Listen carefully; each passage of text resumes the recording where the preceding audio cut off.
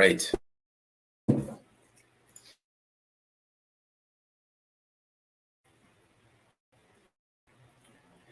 If my computer can handle working, here we go. All right, we wrapped up half of Campbell yesterday. Let's see if we can get through the second half. We did odd implies can. We saw his attacks against Schlick. So here we go. The reflective and the unreflective conception of moral responsibility. All of the various camps of the free will determinism debate is a pseudo-problem argument camp. They reason something like this, he tells us. For moral responsibility, it needs to be true that A could have acted otherwise than he did.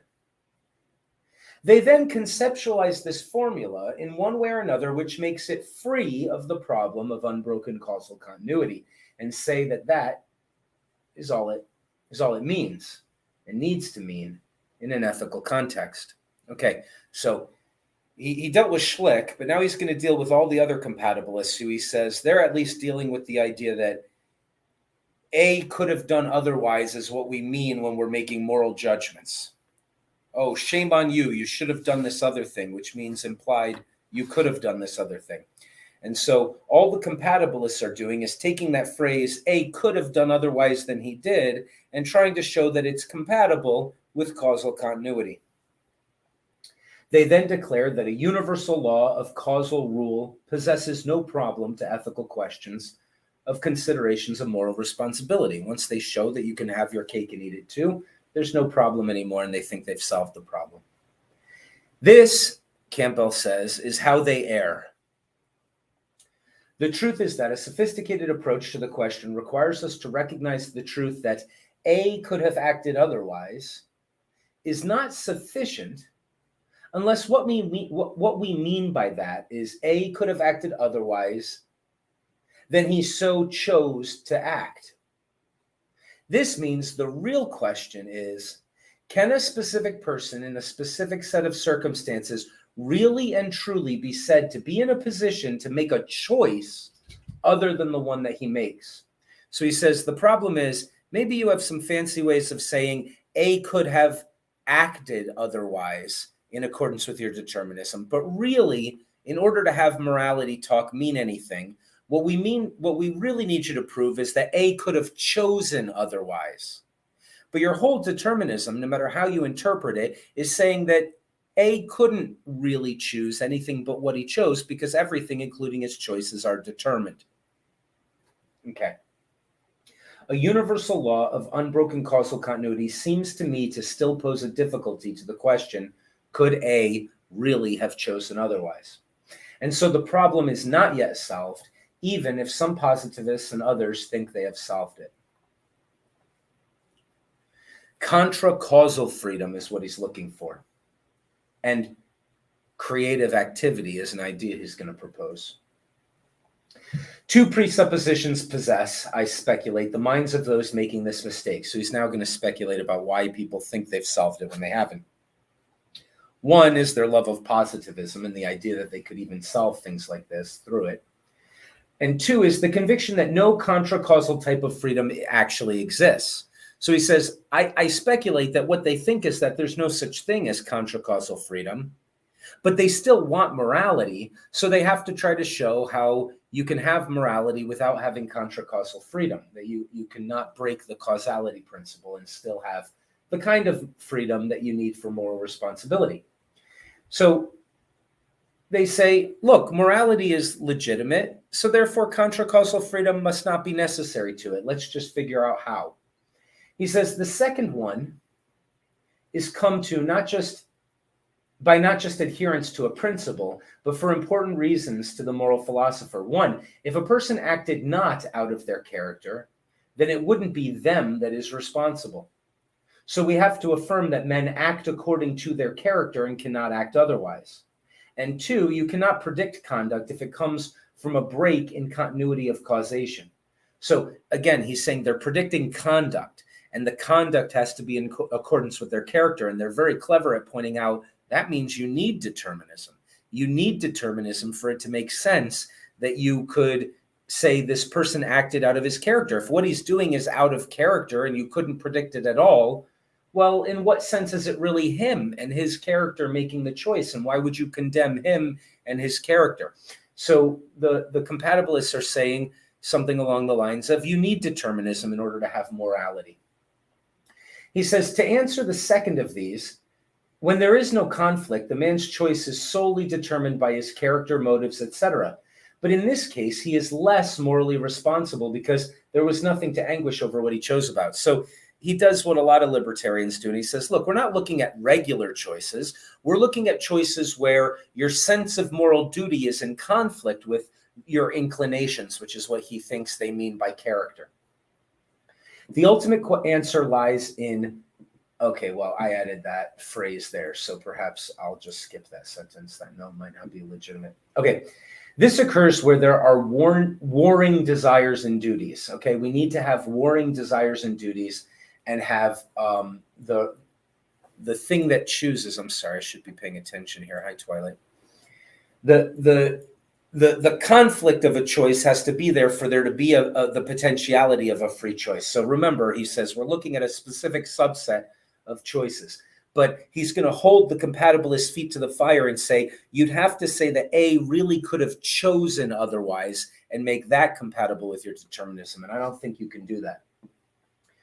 If my character naturally and simply points me towards Y, but I am capable in my use of will to strive towards X instead, then I have made a morally responsible choice worthy of blame or praise, depending on which choice I made.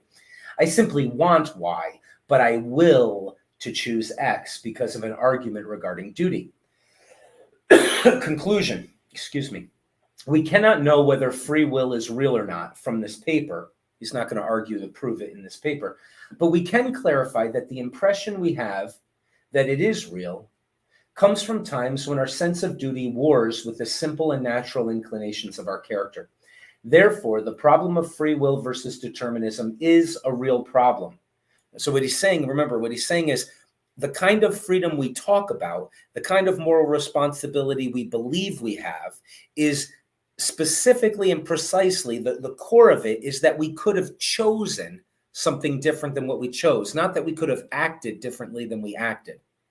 And he says, look, the determinists have tried to rectify the idea that A could have acted otherwise, but they can't do anything about A could have chosen otherwise because they'd have to give up their determinism.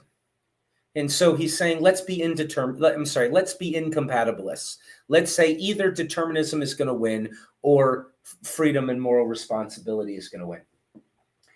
All right, so it is a real problem, and the attempts to dissolve it away are themselves confused. What we really mean to understand is that we have warring inclinations, which may themselves still be determined, and which perhaps don't create together the ability to have a freedom emerge, but perhaps they do, and we will have to do more work and keep the question clear in our minds and eventually find a solution. Okay, so there were other things he talked about. I'm sorry, let me add you back in here. So we read through the notes pretty quickly. Obviously, these are pretty long sections in the Campbell article. There were things that he talked about that I didn't highlight, but that you might have found very interesting in the reading that we can talk about. His final move is to argue against a kind of philosophical argument that basically just says, look, if these things are not compatible, then determinism has to be true because metaphysical libertarianism just doesn't make sense. So he never proves that metaphysical libertarianism is correct. It's pretty clear that he's in that camp. But what he does before he wraps up the papers, he says, let me show that it's at least coherent, that it at least makes sense and it could be correct. And then we'll have to argue against determinism in other papers. But for now, let me at least show that it's not incoherent and crazy.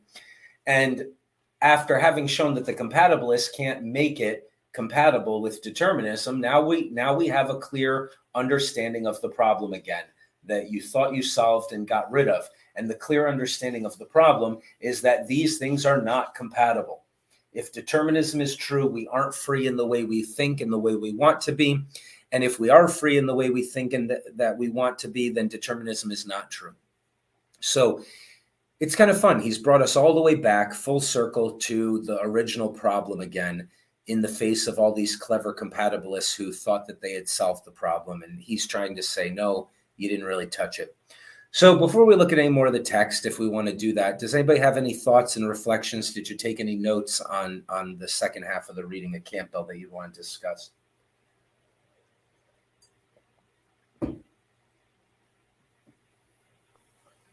Let's see. So that section you covered about um, let's see. Campbell was saying that basically um, the compatibilists are so passionate about their positive. Gosh, my brain is. I'm just all It over was the loop right now. positivism. It was a fact Yes, yes, philosophy. yeah. Logical positivism. And that was kind of my thinking. I guess I mentioned this earlier, but he did finally point out basically the sentiments that I thought. Basically, it seemed like on one hand they're very excited about their fad philosophy, and on the other hand they have the assumption that like they don't even, they just completely dismiss indeterminism, and they pretty much just, with those two considerations, that they kind of have blind spots, I think. Yeah, and but they're trying to rescue morality, but I think because we're post-Cartesian here, the default assumption is if you can't make these things compatible, you probably have to admit determinism is true. But then we have all these fun and clever wild guys like William James and Campbell who come in and say, no, no, no, I'm on the side of freedom. I think it's real. I think it's true. It's just not our inclination with all of this science that seems so impressive to people nowadays. But yeah, he says he's kind of kind to the compatibilists. He says, I think I know what's motivating them. And, he can't really read their minds, but he thinks that they're motivated by the idea of trying to really rescue morality and not lose it in the overarching shadow of this scientific determinism that does so much. And he says, but you failed. Unfortunately, you failed. It's not true. You haven't really saved these things. And so let's start the battle up again. I'm on the side of freedom. Let's see where this goes, that kind of thing. So yeah, if you've been feeling dissatisfied with all these clever arguments from Mill and maybe less clever but interesting arguments from Schlick, then Campbell is your guy. He's at least gonna set us straight that we have something to fight about over here, instead of thinking that it's all rectifiable in some way. Let's talk about this idea of his in the last section, this creative action. We talked a little bit about it yesterday, but we said we'd talk about it. We'd talk about it some more. He doesn't really flush it out too much, but reading between the lines, he's talking about something that's if you're inclined towards libertarianism, as I know many people in this class are, you might find this sort of thinking and talk a bit exciting. Let's try to remember the picture that he paints. He says, okay, imagine that every bit of me is inclined in this direction, but some part of me says, I know I should do the opposite instead. In that moment, maybe 100 times I just do the thing I'm inclined to do. But in each of those moments, if I'm really putting a moral effort into it, there actually is this sort of equilibrium, perfectly balanced standing point where I really could tip to the left or tip to the right. I could simply will that things be better and go in the right direction and do my duty or whatever, rather than will to satisfy, whatever dark inclinations I have or something like that. And that he says in that moment, it's funny, he doesn't call that the moment of serious duty adherence. He doesn't call that the moment of absolute liberty or something like that. He calls it the moment of creative activity. So creative is definitely a word that philosophers use knowingly or unknowingly when they're talking about something divine, right? I mean, just by definition, right? Creative, God is the creator, that kind of thing. It's like, scientists can make a man out of dust, but, can they make their own dust? That type of thing.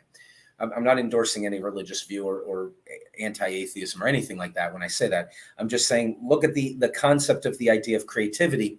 He's talking about the divine spark in humanity, and he's talking about some, metaphysical, magical element. And so creative is a fitting word for that. But what's being created, and what role do humans have, agents have in the world to push the creation forward, to bring new things into the world, to sustain being, stuff like that? Like, those are God activities we normally think of, right? And of course, there's the Christian theological idea that man is made in the image of God. And so, well, what makes man different from things that are not in the image of God? It might be this creative thing. This might be the divine spark that that the mythopoetics were talking about. And Campbell seems to be hinting that you're bringing newness into the world when you make a serious moral choice. Okay, well, what the hell does that mean? Well, it could be like this. Imagine you eat a very good diet and you're an athlete and you work out with a very good workout regimen. I'm not sure if I shared this idea last class, but I came up with this image. Imagine that you're like pushing yourself to the limit of your abilities and you're competing against someone else in the big national competition or something, or the Olympics. And your opponent does such a good job that you, with all of your character and your background and your environment and every bit of training you put into yourself, you're not good enough to beat him. So when you go out to do your performance, you can't just be what you already are. You have to push yourself beyond what that is and make yourself something new and better than you even were when you started, right? You're on the edge of catastrophe because you're pushing yourself just slightly beyond the limits of your real ability and getting better at the thing and becoming a better thing right in the moment that you're in the competition, right? So think about the moral choice. You're in this place where it's like, okay, I'm inclined in this direction. My character, my moral character, my inclinations are just to be in this rut here. But at any moment, I could choose to bring something new into the world, which is the better person. Like, I could move in the direction where someone who's more morally impressive than who I was before now exists in the world, right? Not because anything came in to make me be that way, but because I'm in a position where I can make something new that wasn't there before. It's very strange language, creative activity, for the entire context, right? And it's hinting at something, I think, like that. He would have used a different word if he wasn't talking about something really bizarre and out there like that. He doesn't go into defending it or expounding upon it or anything in this because he's done the work he needed to do. But he's hinted at the idea that there's something you could do that would be divine in some way, and that all of your choices where you're not struggling, they're not moral choices. But when you have a real struggle, it's sort of like an opportunity for you to choose to make things better than they otherwise would be, right? I don't mean like you make things better, like, okay, well, I could make a good sandwich or a worse sandwich. I mean, I think what he's talking about is something like, if I continue to go along the deterministic path of just expressing what I am, the world will only be this good, or perhaps it will be very, very bad. But I have, he thinks that, and again, he's not arguing for this, so don't think that he didn't do a good job arguing for it, because he didn't argue for it at all. He's just saying, here's a way you can conceptualize it. Let's argue for it in the next paper. But he seems to think that there's actually an agency that humans have, that occasionally in those types of moments, they actually can say, I would like to move the world towards a better place than anyone would predict it could if all they had was determinism and look at what my inclinations are and all the other times I chose the wrong thing or something like that. And that's a great moral struggle. And that when you do it, it's a highly significant thing to do. And that's why we have language about praise and blame and admiration. That morality talk is meaningless if you can't really choose differently than you are inclined to choose. But of course, he thinks you can choose differently, and that sometimes people do. And that's why we use all this language about morality. And so therefore there must be a contra-causal freedom. We could call it an extra-causal freedom, right? It's not, well, I guess it has to be contra in his framework because you're inclined deterministically to do this, and yet you say, no, to hell with that. Let's do this instead. And you just choose to move the world towards something better. So again, it's fun to talk about because it's a very strange phrase to use there. And it should tempt us to go and look up the other papers where he expounds upon it more and tries to defend that idea. He doesn't make a case for it here because the work he's trying to do here is just to show that the compatibilists are wrong and that either something like what he's talking about is true or something like what Paul Ray is talking about is true, but that there's no way of rectifying or reconciling these two things. So because that's the purpose of his paper, he doesn't go into really talking more about that creative activity thing. But I can tell you, reading between the lines, he's talking about something like that. I mean, I'm speculating and adding a lot of words to it, and I'm sure his words would be somewhat different, and the ideas would be somewhat different. But that's a heck of an idea, and so it's kind of fun when we get to touch on these metaphysical libertarians. They're really not ashamed to say, "I'm talking about a kind of magic," or "I'm talking about a kind of outside the bounds of science thing." And I really think it's there, and I believe in it, and I think I've got evidence for it, and I can make a philosophical argument for it, and all of that.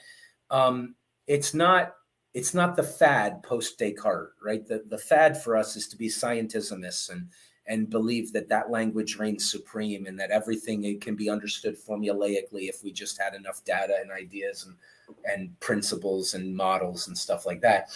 So the William James and the Campbells of the world, I find them exhilarating and interesting as heck, because one thing that's true is even though so there's two things. One is if the entire trend intellectually is this way, you have to do a lot of hard work to be able to come up with the ideas in the other direction. And these guys are very impressive intellectually for that reason, right? If everybody's going one way, you can sort of go that way, and maybe you've got something to say or whatever. Maybe you're just saying old things in a new and better way, and that's valuable too.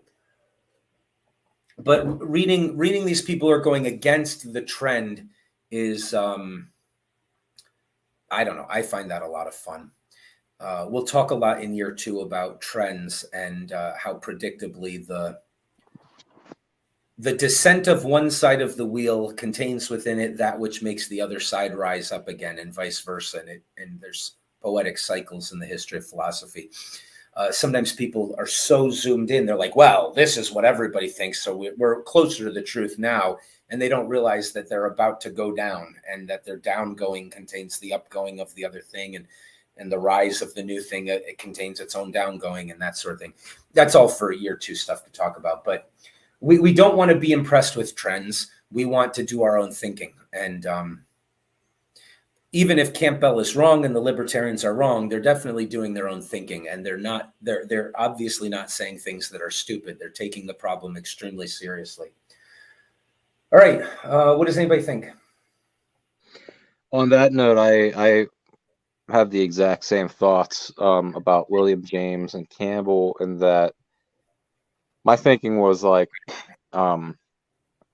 almost to add to that to go against the grain, like it's like you really got to have, your chops or whatever. But especially for this matter, because I was just thinking of how it's like to be a proponent of free will, like it's like truly a Herculean task, in the sense that if you demonstrate it, that's like you open a new world. Like you just like this giant can of worms that it's like, okay, now what? It's like because free will, or libertarianism, whatever, like it's not just some willy-nilly implication. Like this implies so much, like that of profound proportion, like the supernatural and all that stuff that we don't. I have to say, I think that's actually a more accurate speculation about what's motivating the compatibilists and the people who want to hold on to determinism than the kinder speculations of Campbell. I think, to be honest with you, I think it's a psychological pain that's suggested to them that even though they don't know everything, their method and their system is right, and eventually it will, because everything is reasonable and understandable. It's so horrifying to them to suggest that there could be what you're talking about, this thing that they wouldn't be able to pin down in a formula. That I think that's psychologically their real motivation for opposing it and for embracing determinism, than anything like, oh, they want to rescue morality, but they don't believe that they can, unless they can show it's compatible with determinism, because they have to have determinism. I think psychologically they have to have determinism. And we see with guys like Paul Ray, they're very, very happy to throw morality overboard if that's what it takes to feel comfortable that they're in a world that ultimately their brains would be able to make total sense of. I think that's what's going on. That's interesting, because it really is, in my eyes, this rationalizing process where, like you've talked about before, like the psychology of the philosopher or whatever. And I just examine people, and I don't know if this is correct observation or not, but I certain atheists or whatever, people who are clearly, they think that there's just nothing, like it matters, everything, nothing after you die, nothing. And when you examine their life choices, and surely, you'll notice if you ever even talk about like a higher power, anything, not have to be any kind of religion, you just talk about anything more, they get really upset, and you have to wonder why. And it's because, in my opinion, I think it's because they have chosen a life of their morality that fits around their they have chosen this moral system that if they were to realize they were wrong, they might feel some kind of weight on their conscience or something. So I think that could be true, and it could be true of all of them. I also think, though, that there could be a large section, and maybe I'm wrong about this, of thinkers who say, look, I wouldn't feel guilty. I wouldn't feel bad. I would feel horrified that I'm in an ocean, and I just want things to be stuff that you can make sense out of, and that ultimately is reasonable and doesn't contain a component of unpredictability in it. I think that, maybe you're right, and I'm sure you're right about certain people, that, they want to believe that, they want to be above moral reproach. And so one way of feeling that way is to not worry about moral reproach anymore, because it's all nonsense. But I don't think that applies. It certainly doesn't apply to the writings of most of the serious determinists, right? I think it would be unfair to, you could speculate that they're just evil and motivated to whatever. But I think that even though that's probably not the motivation for the more serious ones, their motivation is still psychological, which doesn't put them on a lower tier than the motivations of the libertarians, who also have psychological motivations, right? So we're not saying that they're wrong because they have psychological motivations. We're saying, I think philosophically, their identity is what's in crisis here. Their identity as a person who has the potential to make sense of everything, even if they don't have the time to, right? Something like that.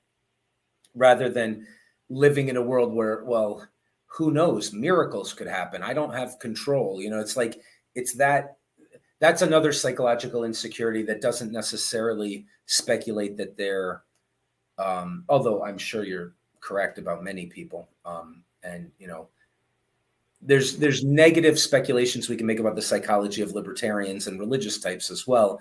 And they probably apply to a great number of people. But as far as the serious thinkers go, at least if we take their writings the way they are, when Paul Ray is talking about moral responsibility as an illusion, I don't see anything in there, although I speculated too, that he kind of needs that to be the case. Remember that we talked about that joke from Rick and Morty where it's like, oh, good and bad is a social construct, my grandfather says. And he's sitting there with his pants down. He shit himself, and he was in an all-night drinking binge. And the guy says, well, I think he kind of needs that to be the case, right? So that could be, you can suspect that of Paul Ray. You could suspect that of a few people. But also, you could say, no, these could be very morally and ethically serious people, some of them, who say, look, I feel such a burden about the miserable state of some of my fellow human beings.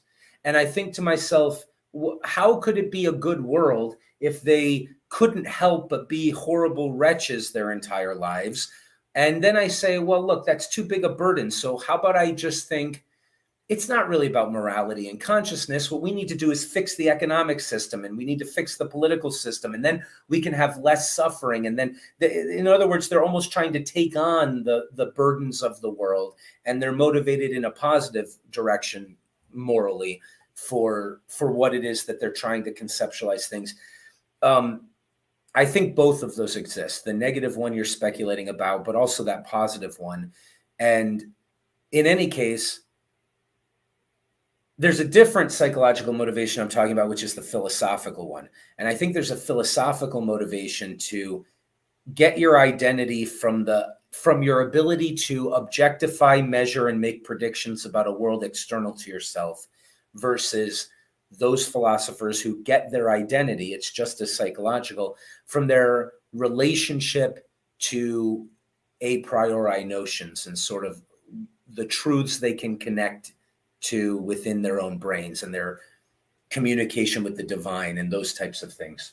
You could think of Plato versus Aristotle there. Go ahead.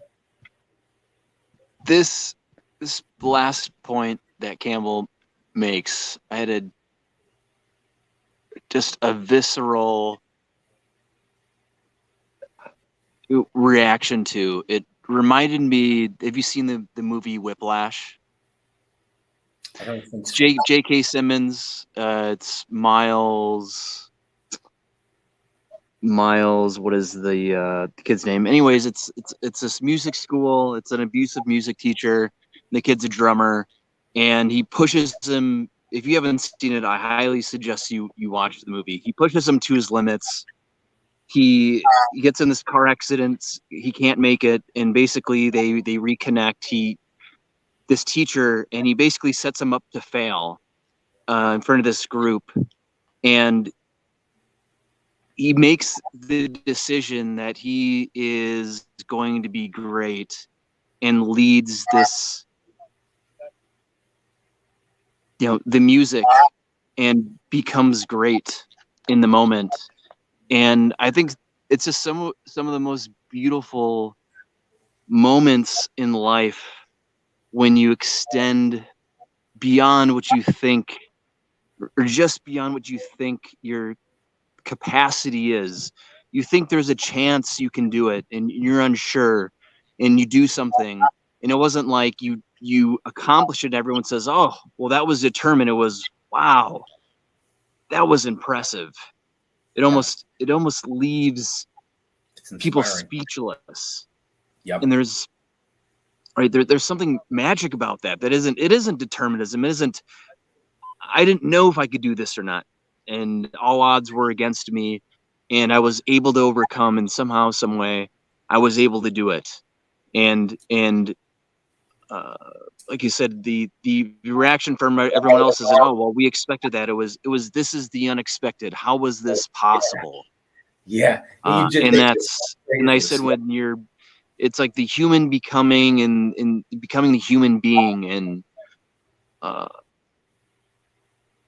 that's, if anybody's had that experience with, anything challenging intellectually, physically, whatever it is, man, that's makes you feel alive. And those are the moments worth living for, and striving for, and pushing for. And if you've coached or taught someone, it's also that moment where you're teaching, and you're giving some structure and some feedback, and you're hoping that the student picks it up, and the moment it clicks for that student, and you see it in their eyes that they get it, and they have that confidence, they have that self-esteem, and the ability to continue on with what they want to pursue. And they were able to reach it, but there were moments they were really unsure that they were unable to do it, and you're able to see that accomplishment, and it's just great. Yeah. I think everything you just said is a better summary of what I think Campbell's really after in that last section. I think that's what he's talking about. Yeah, I think he hit the nail on the head. Now, here's a question for the doubting Thomas, Paul Ray, determinist types. Because Campbell's saying, we talk that way. I know what I'm talking about. I know what that means to me. God damn it. This is what we're talking about. You're not rescuing it, compatibilists, with determinism. This is really the core. And what he's saying is, well, wait a minute. We're talking about it that way. That's what it means to us. So it's either a big, stupid illusion, and determinism is true, or it's true, and therefore determinism isn't true, to bring it back to the philosophical question.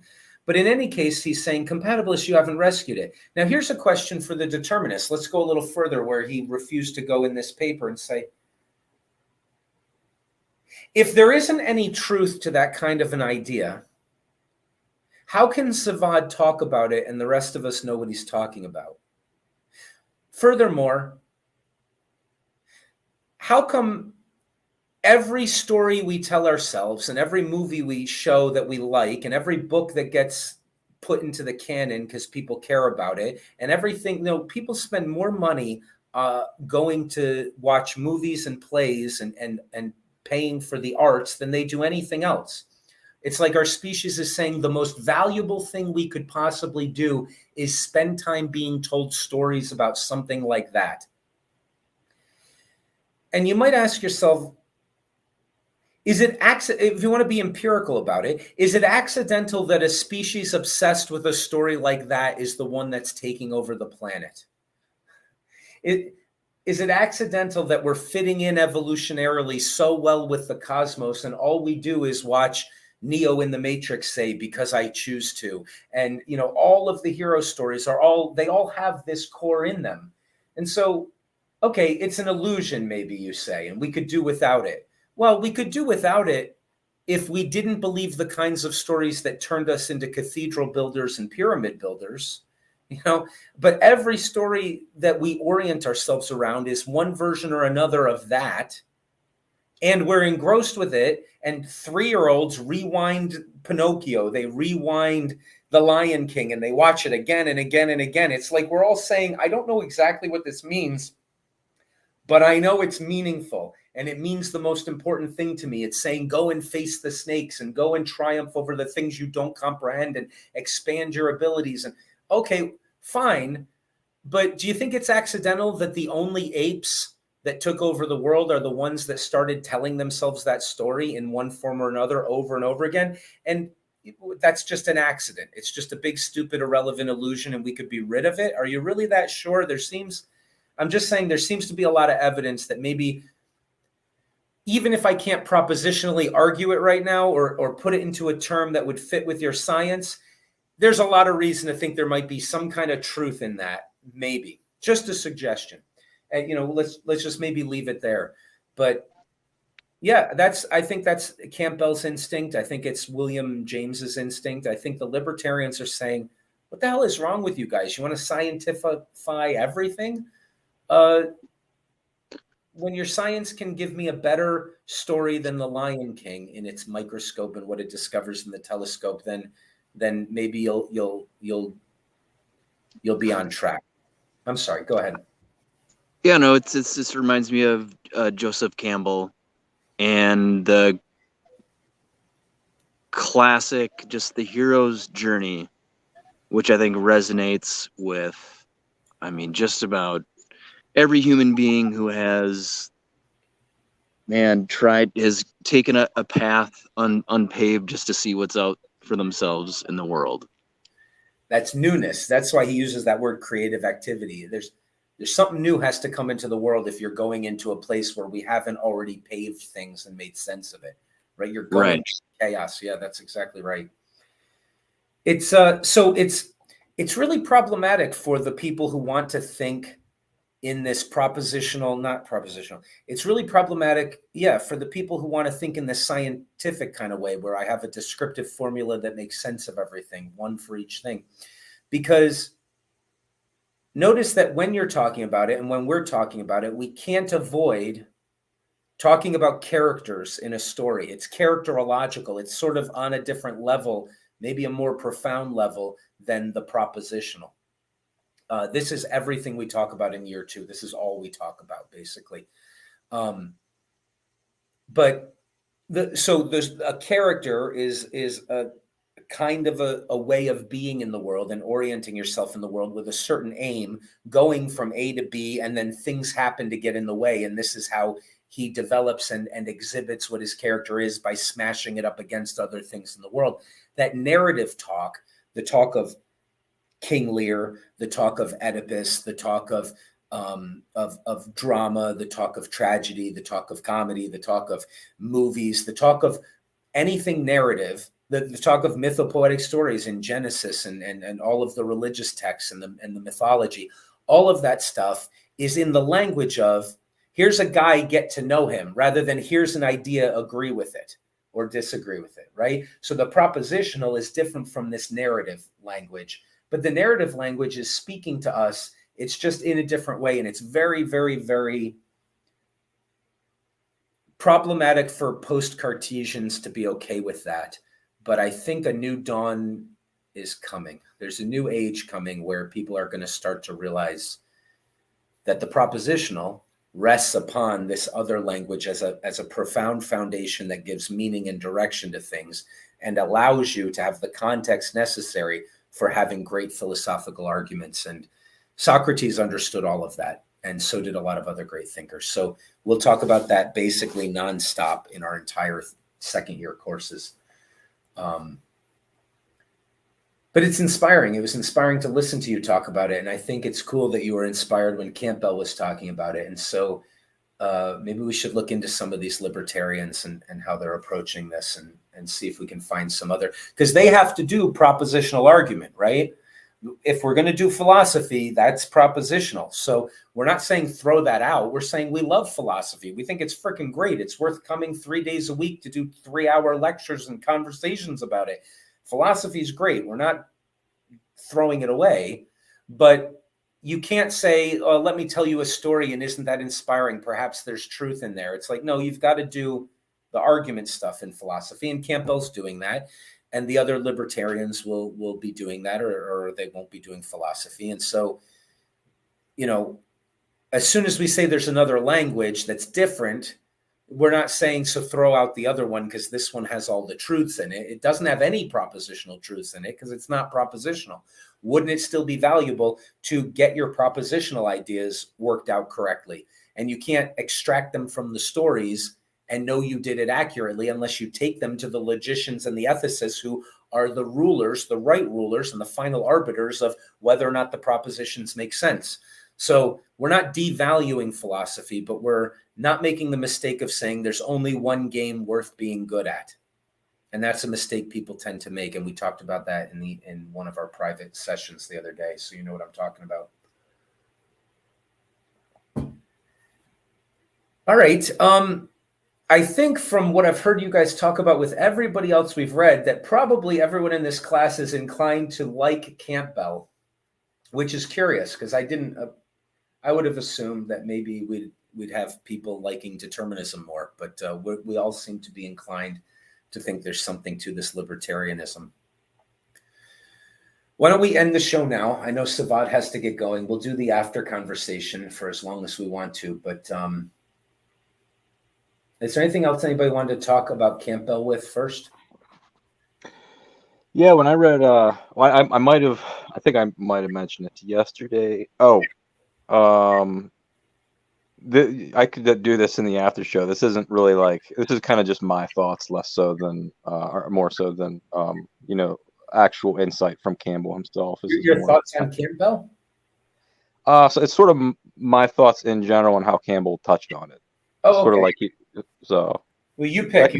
We can do it right here. You want to do it right here, or you want to go to the? It might kind of merge into a long drawn out thing. So maybe it's better for the after show. Hopefully not too long drawn out. Well, this is one of our shortest classes. It's funny because our first Campbell just took us forever, and so I thought this one would take longer, but it doesn't. We'll do John Hosper's on Tuesday, and I'll release the I'll do the reading for that. And then we have only one other thinker, or two other thinkers, who wrote one essay that we'll be looking at. And we'll be finishing determinism, at which point I'll give you guys a password to the website and I'll lock it down just for those of us who are in it.